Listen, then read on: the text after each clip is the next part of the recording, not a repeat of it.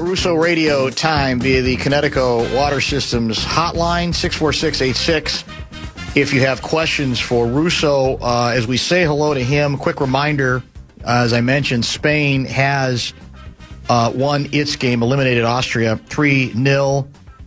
Second game today is Portugal-Croatia. In fact, the winner of that game will play Spain in the round of 16. And then tonight, the late game is Switzerland versus Algeria. Russo, you're a hockey guy, but you also pay attention. So has this event captured your imagination? Are you kind of interested? Are you utterly bored with it? How would you describe your approach with the World Cup? I've actually watched a bunch of the games. I've seen every USA game. Although for some reason I thought yesterday's game started at 8 and started at 7, so I missed the first half. And then I've seen a bunch of the Canadian games. So I watched Canada play the other day against Morocco, and that was an awesome game. And I've been really quite interested. I mean, these games have all come down to the wire. There's been a bunch of last-second goals in injury time. I thought I was fascinated by the penalty shootout the other night. That was unbelievable watching that game. Yesterday's free kick was amazing as well. So I've watched a bunch of the games. Yeah, I think it's been fun for us to get into, and I think obviously you got Canada in the round of 16, you've got the USA in the round of 16, and you've got Mexico. The Mexico-England matchup in the belly of the beast, right? In Mexico City is going to be that whole scene. The scene itself is going to be unbelievable. Yeah, it's awesome. And, unlike the NHL, they have a playoff format that makes sense. So that's been as fun as well. Yeah. Maybe you should mention that next time you talk to your buddy, the commissioner. Yep. And LaPanta. We got into an argument on one of the recent podcasts. Another one? So. Man, yeah, he's... Yeah, we always do. But you don't. All right, so let's start with the deal that we made. You already have a nice lengthy piece online via The Athletic on it. We send Jake Middleton to Calgary for what and who? Yeah, Blake Coleman and Ole Mata. Both of them have been around forever. Coincidentally, both of them won consecutive Stanley Cups, one with Pittsburgh and one with Tampa Bay. I will say I'm not the biggest Ole Mata fan. I haven't been for a long time, but he's a cheaper and analytics-wise a much more stable option than Jake's been the last couple of years, especially on the penalty kill, where we know Jake didn't have a great postseason. I'm still so sorry to see Jake go. He was one of the best players I've ever covered. Just a great character, got it, incredible to deal with. So he'll be missed inside that locker room of personality. They'll be missing, and to go along with Zuccarello. In terms of Blake Coleman, great guy. Coincidentally, his brother lives right here in Minneapolis for the last 10 years as a child psychologist here. And 2 days ago, actually joked with him, we got to figure out a way to get you up here. And here you go. He gets the call a couple days later because he's been on the block for a long time. I mean, he's a really good player, high energy, great penalty killer, could score goals on the penalty kill. And he's somebody the Wild, at least on the way that their lineup currently forecast, they figure that he'll be probably their second line left wing to start the year. Now there's a lot of off season left. As I've published the depth chart 3-4 days in a row, and it just keeps on changing, by the day. So who knows what tomorrow brings? But right now, really good, addition and a cheaper and faster addition and younger a little bit than Anders Lee would have been if he had taken the contract yesterday. So I think the Wild feel like they figured out a good way to react to that.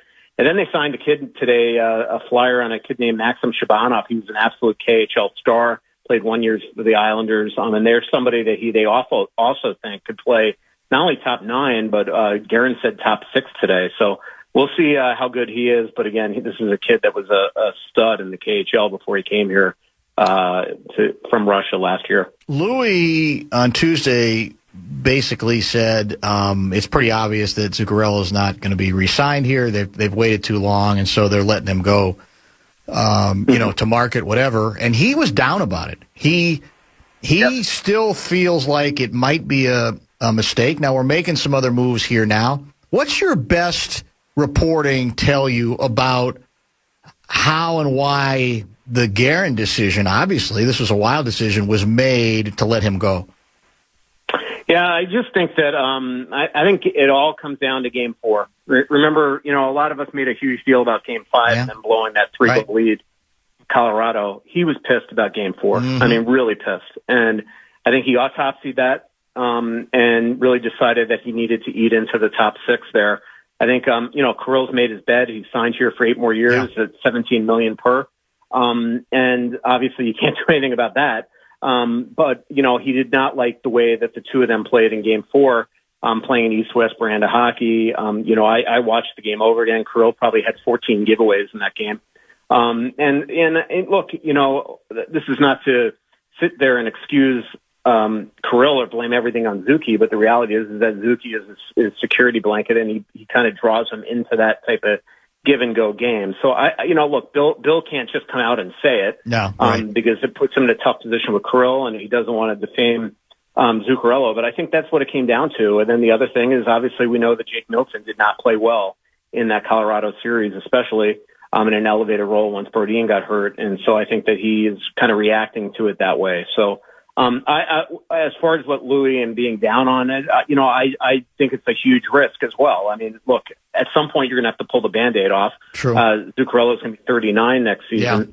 Kirill, at some point in these 8 years, are going to have to learn to play with other players. But when you take a guy that could put the puck on a platter for Kirill and have 50 assists, and you take him off the team, that's a lot of production leaving your lineup, and it's a huge, huge risk. He's also an extremely respected guy in that room. If you remember, they got off to a horrific start last year, won 5 of their first 13 or so games, and then next thing you know, Zuccarello comes back in the lineup, and they had points in 12 straight and turned the entire season around. So he's still a very, very good and productive player, but they clearly just decided to move on, well in advance of free agency, and we were forecasting that really the last month in the Athletic. 507 guy wants clarification on the Zuccarello contract, listed at $1 million, but I've heard rumors, he writes, that he has a lot of sneaky bonuses built in. Can you confirm his actual contract value? It's more like $6 million, is it not? Yeah, it's actually 6.5 that he can get up to. He can get up to $500,000 in the playoffs, but if he just plays 10 games, he gets a $5 million bonus. So it's essentially a way to circumvent the cap, and that the league is allowing. That's annoying. Like the Wild gave Zach Bogosian a games played bonus, but he has to hit 60, and it's for $100,000, right? I mean, this is, if he hits 10 games, he gets $5 million. So, and the reason for that is that you're allowed in the NHL. It's not like, there's no luxury tax. There's no soft cap in the NHL. It's a hard cap, but the only exception are bonuses where, and there's only 3 different criteria of player that can even get bonuses. One's entry level guys. One's guys that are 35 years or more on a 1-year deal. And the other is guys that missed more than 100 days on injury reserve the year before. That's it in the NHL. And then if you go over the cap after the season is done, that overage goes on to the following year. Well, the Wild, they can't just do that. They were willing to play ball with those type of contracts, but they couldn't do something like that because, again, they're trying to sign Quinn Hughes. They're going to have a bunch of other spending that they have to do next year. So you can't just keep on punting all the pain to future years. So that was a good way for LA to get this guy. And it gives also Matt a potential that if LA doesn't have a good year, he's got on a 1-year deal, no trade clause. He could dictate, where he goes at the trade deadline. Maybe he even comes back here. Who knows if LA doesn't play well this year. So we'll see the way it goes. The only thing I'll say about that is, it is a little bit revisionist history to say that's why the Wild didn't sign up. The Wild they decided to cut the cord from Mats. They could have probably gotten Mats to take a 2-year deal at $3 million per or something like that. This is just the way that LA got him in free agency. Yeah. So, I don't think we should just say, well, obviously he got a $6.5 million contract. The Wild couldn't do something that ludicrous.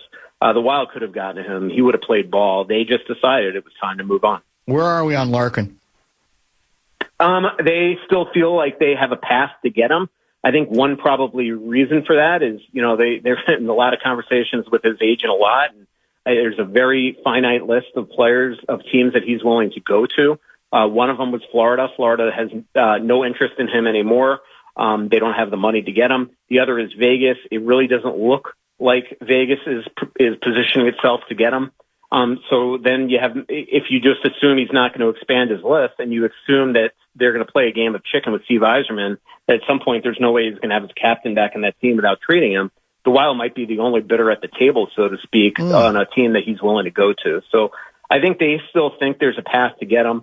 As they showed yesterday when they came up empty-handed in free agency, tomorrow is always another day. Just because they did nothing yesterday didn't mean they weren't going to do something today. And just because they did a bunch of stuff today doesn't mean that at some point they're going to do more, not do more this summer. So I still am keeping my phone on and not putting it down because you just never know this summer when something like that could happen. All right, let's talk about Wallstedt for a minute in this context, because I've heard a couple things. Again, I think this was Louis on Tuesday, maybe someplace else, I'm not sure, that he didn't think necessarily that Detroit would be looking for a goaltender, and that then maybe it would have to be the kind of deal where a third team is involved. But here's what fascinated me. Up until Tuesday, Louis was in the camp that said, not for Larkin, I'm not giving up Wallstedt. I think that's a bridge too far. But he's weakening on that and admitted he's softening on that.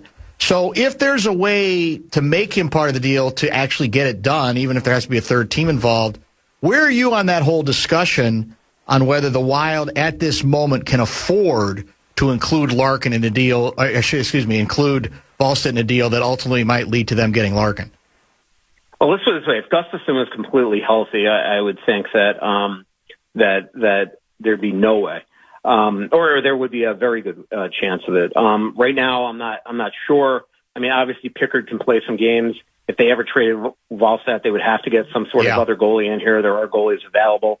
From what we understand from talking to people close to Gustafsson, things are looking great after his surgery, and he's on the mend. And the timeline with Gustafsson's camp and the Wild is consistent, that they think he'll be back in November. The reality is that when you look at the Wild's cap situation, and we know they're going to sign Quinn Hughes, right now Wallstedt's going to be up for a big contract next year if he's the number one. And the question is, are you going to have two goalies that you're going to have huge money on? So it would not shock me at some point that if Wallstedt is traded. I do think that Bill Guerin, nothing is off the table with Bill Guerin. I don't think he wants to trade Wallstedt, but I think if there was a way to do it and get himself a number one center in the win now mode the Wild are in, he would absolutely do it. But you're right, it might take a third team to have to do this because, when everything that we hear from Detroit's standpoint is that they have John Gibson. They believe that Trey Augustine is their goalie of the future. So I don't know if they have a lot of interest involved with that. The problem that I see so far with the Wild is I think it's extremely clear that Danilo Urov and Charlie Stramel right now aren't exactly enamoring Steve Yzerman to make that trade. So, again, we'll see where it goes.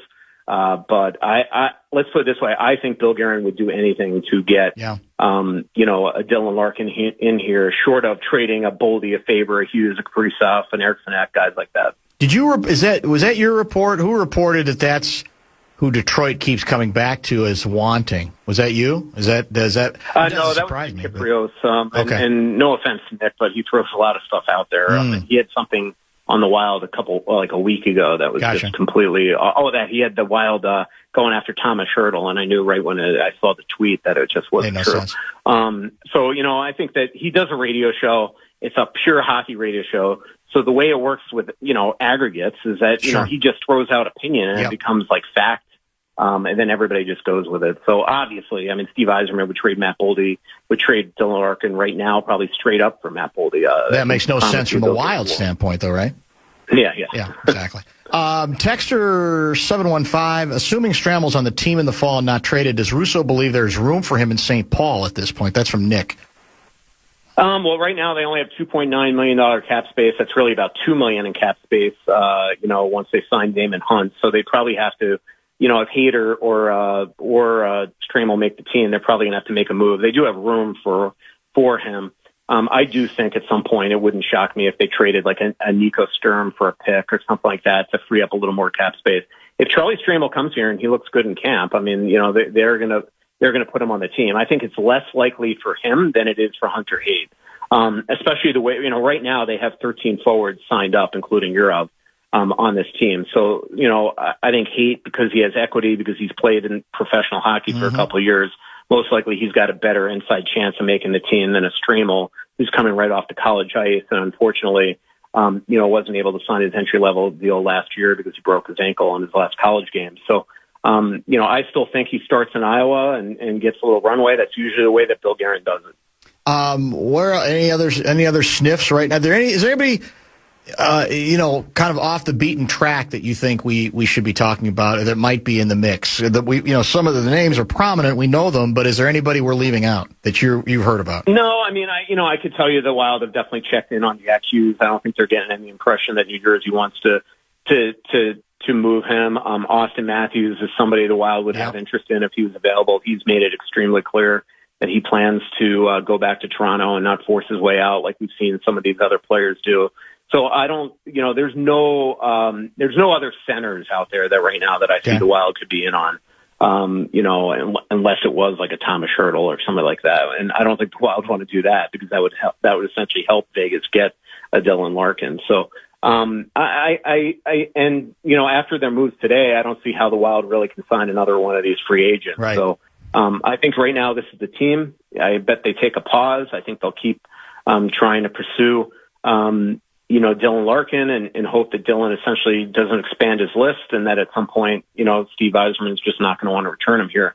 But Steve Yzerman, look, he's got 5 years left on his contract. He's got no reason to sit there and just give Dylan Larkin away for a package that he doesn't like. And so if Dylan Larkin's got to go back there, as awkward as it would be, especially since I've got to think they'd strip the C from him, Steve Yzerman's the type of guy that would probably do that. So we'll see. He's a stubborn guy. He's had many historical experiences of players asking for trades out and teams that he had it last year with Vladimir Tarasenko. He wanted out. In Tampa Bay, Marty St. Louis, Jonathan Drouin asked to be traded. And he a lot of times makes these guys wait until he gets the package that he was like. He was fine getting rid of Tarasenko because he just wanted him off the team. But clearly he waited until he got what he wanted for guys like Drouin and Marty St. Louis. What does this sentence mean in your most recent piece? They've also called on New Jersey's Jack Hughes, Quinn's younger brother, although Larkin is the one they know remains available this offseason. Yeah, he's, look, the Wild would be foolish not to ask for Jack. He'd obviously wait. It's funny enough, just like Jake Middleton. Actually, Jake had a no move clause yesterday, and then it became a modified no trade. So when Calgary wasn't on it, Billy pounced. But Larkin or Jack Hughes, had no trade protection as of 2 days ago, and then he got a modified no trade. Obviously, Minnesota's not on that list. So you'd be foolish not to at least check. Yeah. Especially because right now they need a goalie. In some capacity. But from everything I hear league-wide, I don't think Jack's available now. So Larkin's the only guy out there. And, I know there's not a lot of people that don't think he's your prototypical number one center, but there's no hockey player store, as I wrote a couple of weeks ago. He's the guy available right now, and he is a stud. I mean, you put him on a line, even though he's a shooter and not really a playmaker, you put him on a line with a Boldy or a Kaprizov, and I guarantee you he's scoring a ton of goals here. And he's an incredible penalty killer. He's super fast. He's absolutely competitive as heck. I think it would be a great move if the Wild could figure out a way to get him. Okay, so one of the debates that's broken out is what the priority should be in a world where you maybe can't always be as choosy as you'd like to be.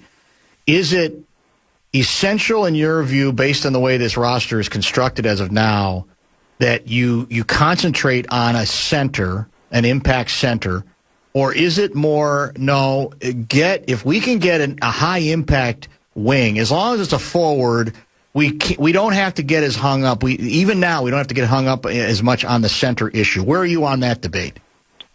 I think they should go after a center. That's why I was so confused. Not confused, because I knew that if he ever became available, that Billy would go hard after him. But I definitely think that they probably lucked out by not getting Brady Tkachuk, because they offered probably 3 first-round picks and one of those prospects for Tkachuk. And then next thing you know, you definitely wouldn't be able to get that center because you don't have the assets anymore. So I still think center is the area where this team, really loses in the playoffs and needs to upgrade. When you have Kaprizov and Boldy on one line or separate lines, that's pretty good. Obviously, losing Zuccarello, Johansson, Tarasenko, that hurts. Coleman's not your prototypical number 2 winger. But if what I do like is, let's just say you can get a Larkin without giving up Hartman. You have Larkin and Eriksson Ek as your top 2 centers. You can move Hartman over to right wing, and you're looking pretty good because he's got the ability to score goals and can play top 6 minutes. Or maybe Brink breaks out this year, and you can move him up in your lineup. We'll see what they have in the Shabanov kid that they signed today that they think highly of. But I think the priority needs to be center right now. You quote Bill Guerin yesterday as saying the following: I do think we're better today. I think the guys that we're bringing in will provide us with a little bit of a different look. And it's just funny how things work out. I understand how people could be worried when we have these players these holes to fill with popular players everybody likes, including me, but sometimes you just really have to be patient. Do you agree with the notion that the Wild are better today? Yeah, I do. And again, that actually quote was from today. So that was today is Thursday. That was today. Yeah, today is Thursday. Yeah, what am I thinking? Yeah, you're right. Yeah. And the reason, and that was a question to me. And look, I love Anders Lee.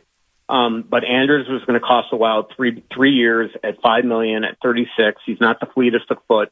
And I think that getting a Coleman at half price, maybe more than half price, because he's only costing the Wild $2.45 million. With only 1 year of his deal, he's a much better skater. He's not nearly as offensive as an Anders Lee, but he could play the penalty kill. You can put him on the second line, but he also, what I like about it is he has 1 year left on his contract, not 3. If Anders Lee was going to be here for 1 year, I think it was a great move for the Wild. So I think that today, so the context of the question I asked was, yesterday, I'm sure Bill Guerin was bummed as heck when Anders said no to them.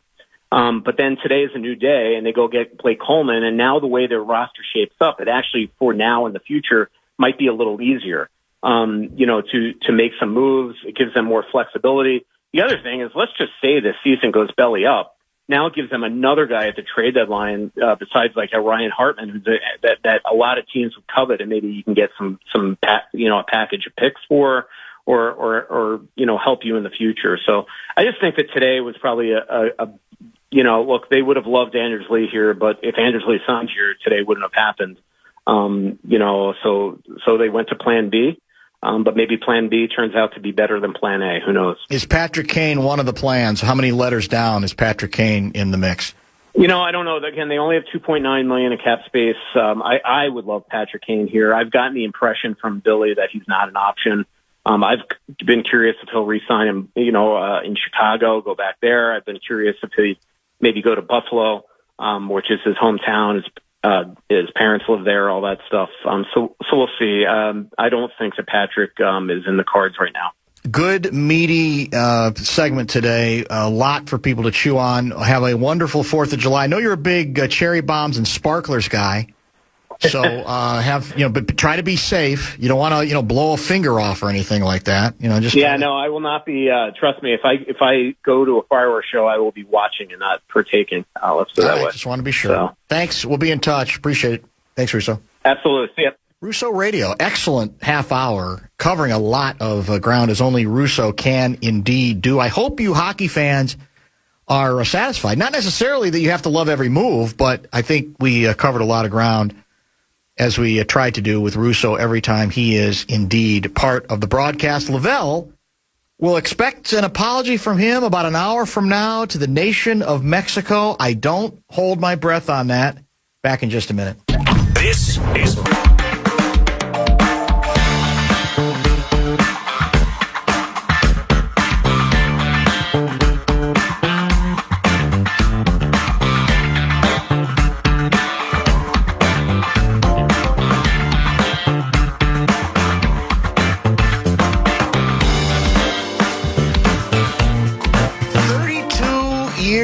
ago today. Am I doing the math right? Yeah. 1994. A horrific moment in World Cup history. We alluded briefly to it the other day.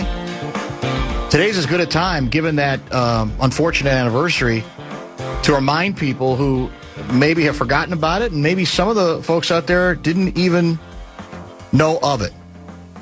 Andres Escobar, just days after the Colombian soccer team suffered a shocking exit from the 1994 FIFA World Cup, was murdered. After an own goal he was obviously responsible for.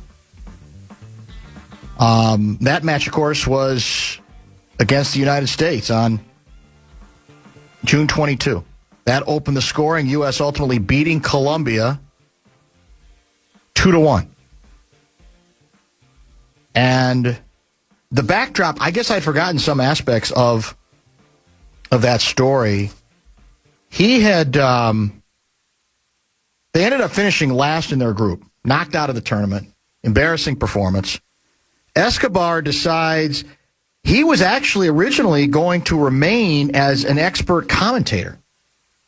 He decides to return to Colombia. I want to go to Colombia and show my face, his sister, Maria Esther, recalled him saying. He also, at the time, wrote a story, a column that was published in a Colombian newspaper called El Tiempo, accepting responsibility for the team's disappointing showing. Taking, like, what do we ask for from athletes is like, yeah, it was a full pelf at the time. There's no question about it. A big hug. This is how he ended that piece. A big hug to everyone, and I want to say that it was a phenomenal, rare opportunity experience, unlike anything I'd ever felt before. See you soon, because life doesn't end here. The idea being he's trying to end the column on an encouraging note. So, July 2, 1994, he makes his first public appearance since the exit, World Cup exit. He goes to a nightclub with friends in Medellin, Colombia. He gets harassed there by a number of individuals, a group that included brothers named Pedro David and Juan Santiago Gailon.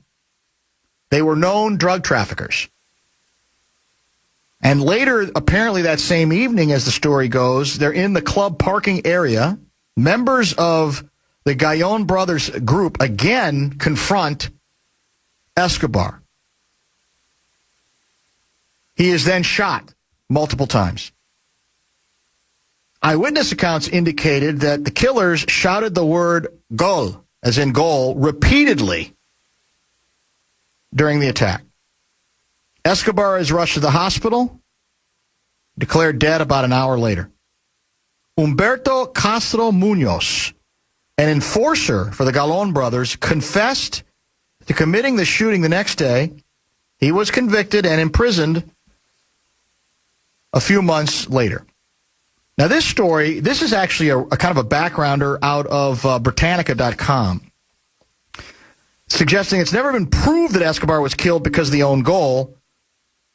His murder was seen in part as an unfortunate consequence of the violence and criminal corruption that plagued football in Colombia at that time, driven by heavy investment in the sport by drug kingpins such as the notorious Pablo Escobar, who, of course, was no relation, and who also ended up meeting his own violent end months later. Now, there's an update to the story from earlier this year that I missed completely. I don't know. I don't think we ever got to it. A drug trafficker. This is Dateline. This is Feb 6, 2026. This is a CBS story. A drug trafficker linked to the 1994 murder of Colombian soccer star Andres Escobar has been killed in Mexico. The president of the nation said that day. Santiago Gailon Henao, I think Gailon was the name in question in the Britannica piece, had been investigated in the death of Escobar after he was gunned down in Medellin, as we said, days after scoring an own goal. And Galón and his brother allegedly confronted Escobar that nightclub, as we talked about. The brother's driver, Humberto Muñoz Castro, admitted to the shooting several times in the nightclub's parking lot. We talked about the goal part of this. The men were thought to have lost heavily after betting on Colombia's performance at the World Cup. Betting is the root of all evil, Guardsy. It's the root of all evil. The Mexican president said on X that Galón was killed Thursday in Mexico and that he indeed was responsible for Escobar's killing. Soccer star's murder, quote, destroyed the country's international image, the president said. Galón was shot dead in a restaurant in the state of Mexico. He and his brother were investigated for obstruction of justice, spent 15 months in prison without being brought to trial. Now, this story doesn't really give you much detail on why he was shot all these years later. I don't think one thing necessarily had anything to do with the other. But it remains for me, and oh, by the way, there's a lengthy piece, is it via The Athletic? Yeah, I'm reading it now. Yeah, that for the first time, the goalkeeper's brother speaks up in depth and detail about what he remembers from that nightmare. It's an excellent piece. Lays out a lot of the story, and definitely worthy of taking a look at that if you get a chance. But Guardsy, this remains one of those stories that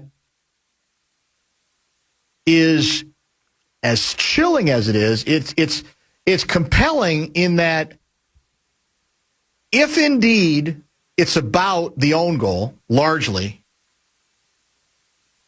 it's the nightmare scenario, right? Because we want, and I think what I've come to appreciate about the soccer I've seen this time around is without the level of passion that seems to exist between fans and this sport, it doesn't feel as intense as it has already felt, right?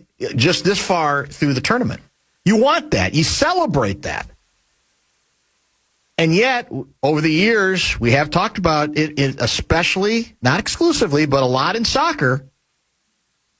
There's a line between passion and calling something life and death in your passion and emotion and making it about life and death, right? I mean, and we've seen, there have been other stories from the world of soccer related to referees who have had to literally run for their lives. And that's where it gets tricky when you say, no, that's history. You want people to be bitter. You want them to care that much. But when they care this much, and again, I'm sure the real story is more complicated, extremely violent country, drugs everywhere, etc. at the time. It may not be as simple as own goal, we got to kill them. It is a reminder that there still need to be limits. And the notion on this unfortunate anniversary that there was ever a time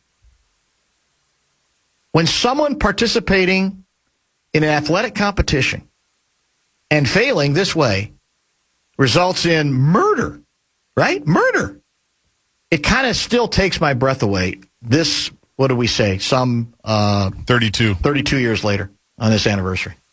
One of the things his brother talks about in the athletic story is the rest of the family stayed in America after the World Cup. It was part of the plan. They were going to do a little bit of a vacation. They were in Las Vegas when they found out, and they wanted Escobar to stay with them. Yes, that's right. After all of that. That's right. And he said, no, I've got to go face the music. I've got a full pelfit. I've got to go back home. I've got to face the music. I've got to live my life there. I'm not going to hide. He wasn't much of a nightclub guy, according to these stories, but he kind of felt like, I'm not going to, obviously, it sounded like he kind of felt like he needed to be out there. And you mentioned the story that he wrote, Life Goes On. And his brother talked about how they couldn't convince him to stay with them because they felt like he needed to. Not that they thought that he was going to be killed, but just so that they could be there to support him because it was obviously a bad situation for him with the own goal. By the way, the individual who confessed the killing, he was sentenced to prison. He received originally a 43-year sentence. Then what? And was released after 11 years. Yeah, crazy. After 11 years. And there's a photo accompanying this of the ball either already in the net or approaching the net, it's an unbelievably effective photo. And Escobar is on his back, and his head is kind of perked up, neck is up a little bit, and he's looking towards the net, obviously noticing that ball is past him, and he is not going to be able to stop it. Somebody texted, well, what's your point? There doesn't have to be a point. This is where soccer people get in trouble, where they think some kind of anti-soccer statement is being made by the person who reintroduces this story. That's what hurts the soccer community and actually turns some people off to the game itself. Doesn't have to be a point. It happened. We follow stories on this show. It's World Cup. It happens to be, this is July 2, the anniversary of it, and it's a stunning story. Tragedy. And I'm assuming if you're the brother, for example, any member of that family, you can't possibly ever get over it, right? There's no chance. There's no way to reconcile it. There's no way to finesse it. Not everything has to be meant as a message, a political message of, wow, this is why soccer shouldn't be played or it's a bad sport. It's just all of the stunning human elements of this story is what drives me to it. And it is that line where you go, we lose our minds, right? And we use that term. Yeah, I got to admit, I know it's stupid, but it is kind of life and death for me how the Vikings do. But we don't mean it literally. And in this case, at least in part, it contributed to one individual losing his life, Andres Escobar. Just an unbelievable. And as I mentioned, the Athletic story, which I left the printout at, I think, by my cubicle, but it is very well done. And what makes it stand out is I think the brother has only spoken briefly. Yeah. This is the first time. Kudos to the reporter. Maybe you can give me the name, so I'll give him proper credit. And the writer who put the story together. Felipe Cardenas. First time, I think that there's been any detail from where the family, or at least the brother, has been willing to open up on the story, correct? Yes, and he talked about what you talked about, the killer now being gone. And I'm going to scroll down if I can find it for that quote. Well, there was a quote somewhere, either from him or from the maybe a sister, basically saying, no, you don't get any satisfaction out of it. He said, it doesn't move me. Yeah. Because if that brought Andres back, fine, but it doesn't bring him back. The only thing that matters is him and how much we miss him, the harm that was done to him. No death is going to bring Andres back. Yeah. None of it makes me happy. Yeah, there's no question about that. Need a pause here. Oh, that's right. We got behind because we went long on Russo. Let's do that. I appreciate the reminder. We'll come back and wrap up this hour. A couple good texts have come in. We still have top 5 at 5 to get to. We've got bonus time. Well, not really bonus time. We're moving Lavelle up a day because tomorrow's a best of day. He will join at about 5:30.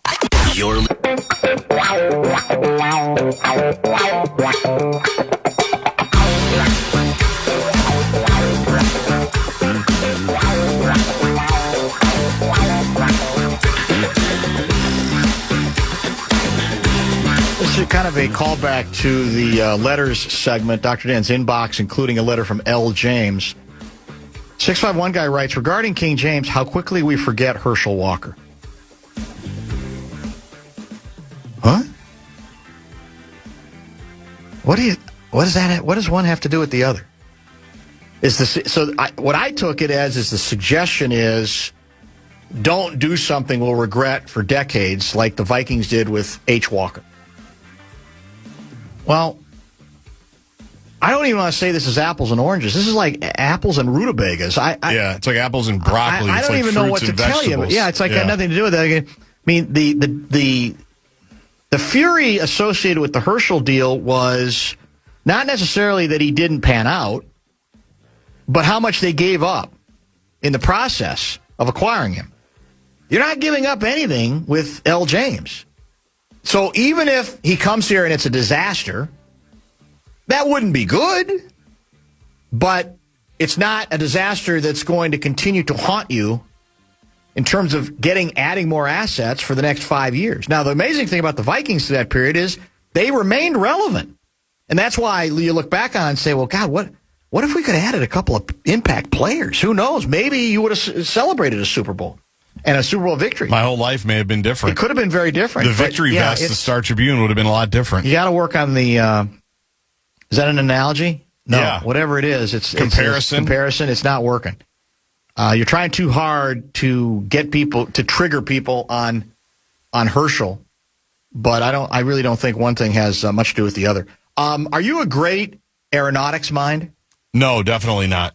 I got this fascinating. Is this the supersonic speed thing? Yeah, I saw this headline. Did you see this? Yeah. So I'm going to read from somebody named Akash Gupta, who sounds authoritative as hell. I don't think it's a bit. I feel better about it because you said you'd read something about it. Here's what he writes regarding this issue. Your 6-hour flight from L.A. to New York is about to become a 3-hour flight. And it's legal because engineers figured out how to bend sound. Since 1973, it has been a federal crime for any passenger plane to fly faster than the speed of sound over American soil. Did you know that? I didn't, but I'm a little terrified by this whole thing. That's why your cross-country flight takes the same 6 hours it took your parents in the 80s. Planes got safer and more efficient. They never got faster. The law made faster illegal. The original reason was real. In the 60s, the government flew supersonic jets over Oklahoma City 8 times a day for 6 months to test public reaction. The booms and cracked plaster broke windows and generated nearly 10,000 complaints, so the FAA banned the speed itself. He claims this is what's changed. The speed of sound isn't constant. It shifts with air temp, which shifts with altitude. Fly high enough and fast enough in the right conditions, and the shock wave physically bends, curving back into the sky before it reaches the ground. The boom still happens. It just never lands, so you don't have to worry about cracked plaster. NASA measured what people underneath actually hear. A faint rumble, about as loud as normal street noise, no crack, no broken windows. So the FAA's new rule flips the logic. Instead of banning the speed, it caps the sound allowed to hit the ground. Stay quiet, and you can fly as fast as the plane will go. Boom already proved the tech works in a real test flight last year. The last time you could fly supersonic, the Concorde, the ticket cost about $12,000 for a round trip. Louis, by the way, did fly it. We talked to him about it. Of course. No shock. And only crossed the ocean. The next version flies over land, over your house, and you'll never hear it coming. Now, it sounds like you're still shaky about, well, is the plane going to hold up? Is that your issue? Yeah, I have a little bit. I just saw the headline in the first couple sentences. I feel a little bit better now about the reason why, because I made the assumption there had to be a reason why they outlawed it that had to do maybe more with safety, but it sounds like it had to do more with the complaints from the neighborhood, basically. Yeah, that's it. That makes me feel a little bit better that they've hopefully vetted it a little bit more. So if L.A. to New York is 6 hours, or 3 hours with a supersonic, L.A. to Minneapolis, 1.5? Yeah, probably about 90 minutes. Think about it. That'd be pretty cool. It would be quick. What are the prices going to be like? About the same. We got to ask the Thrifty Traveler guy how that's going to work. Well, given the way that fares have been this year and the fact that we're losing all the low-cost carriers and all the cheaper airlines, it's probably going to approach that $12,000 that you just talked about. What are you featuring in today's top 5? We've got some soccer stuff. We've got Olivia Miles stuff. We are still looking for the next power forward for your Minnesota Timberwolves. And I'll tell you, and you'll be happy about this, it will not be your guy Slow-Mo. Bumper to Bumper with Dan Barrero on The Fan. From the